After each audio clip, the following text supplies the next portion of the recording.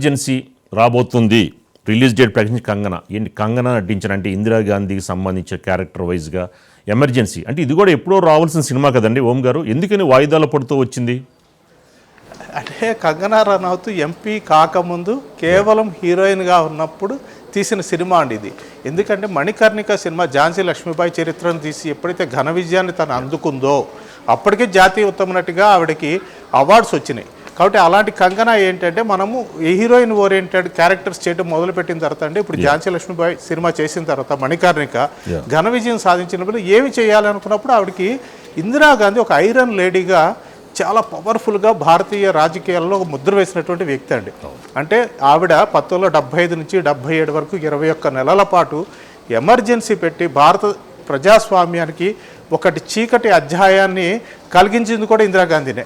కాబట్టి కంగనా రనౌత్ అప్పటికి బీజేపీలో యాక్టివ్ మెంబర్ కాదు, కానీ ఒక నటిగా ఇందిరాగాంధీ ఏదైతే ఒక డేరింగ్ అండ్ డాషింగ్ స్టెప్స్ తీసుకుంటుందో ఆవిడ జీవితంలో కీలకమైనటువంటి ప్రధానమైనటువంటి ఎమర్జెన్సీ రోజులు ఏదైనా ఉందో ఎమర్జెన్సీకి ఆవిడ ఏ రకంగా నిర్ణయం తీసుకుంది, ఆ తర్వాత ఆవిడ జీవితం ఎలాంటి మలుపులు తిరిగింది, ఇది చాలా ఆసక్తికరంగా ఉంటుంది. కాబట్టి ఆ పాయింట్ని తీసుకుని సినిమా చేయాలనుకుందండి. తనే నిర్మాత, తనే దర్శకురాలు, తనే ఇందిరాగాంధీ పాత్ర కూడా పోషించింది. అయితే ఎప్పుడైతే బీజేపీలో చేరింది, మండి నియోజకవర్గం నుంచి ఎంపీగా గెలిచిందో సహజంగానే ఏమైపోయింది అంటే ఆ సినిమా మీద నీలి నీడలు పడినాయండి. అంటే యాంటీ బీజేపీ వాళ్ళు కావచ్చు, లేకపోతే సిక్కులు కావచ్చు. అంటే సిక్కులు ఇందిరాగాంధీ హత్య తర్వాత దారుణంగా నష్టపోయింది, లేకపోతే సిక్కులను విపరీతంగా హత్యకి గురి చేసింది, లేకపోతే వాళ్ళ మీద దాడులు చేసింది కాంగ్రెస్ పార్టీ కార్యకర్తలు అండి. కాబట్టి కాంగ్రెస్ పార్టీ కార్యకర్తలు అట్ ది సేమ్ టైం సిక్కులు కూడా. అంటే ఇందిరాగాంధీ మరణాన్ని ఏ రకంగా ఆవిడ తెర మీద చూపించిందో అనేటువంటి ఒక అనుమానంతో ఆ సినిమా నిషేధించాలని కోరారు.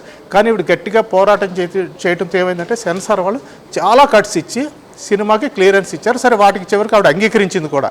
అయితే 2 నెలల క్రితమే సెన్సార్ నుంచి ఆవిడకి సర్టిఫికేట్ వచ్చింది. ఒక మంచి రిలీజ్ డేట్ కోసం చూస్తుంది ఆవిడ, ఎందుకంటే ఇంతకాలం వేచి ఉన్నాం కదా అని. చివరికి ఏం చేసిందంటే ఆవిడ జనవరి 17వ తారీఖున ఈ సినిమాని నేను విడుదల చేయబోతున్నాను అని ప్రకటించింది. కాబట్టి ఇందిరాగాంధీకి సంబంధించినటువంటి ఒక పార్ట్ ఆవిడ జీవితానికి సంబంధించినటువంటి ఆ పార్ట్ని ఏ రకంగా కంగనా రనౌత్ తెర మీద ప్రజెంట్ చేసింది, ఇందిరాగాంధీగా ఏమాత్రం ఆవిడ న్యాయం చేసింది అన్నది మాత్రం సినిమా రిలీజ్ అయిన తర్వాత చూడాల్సి ఉంటుంది రాజు గారు.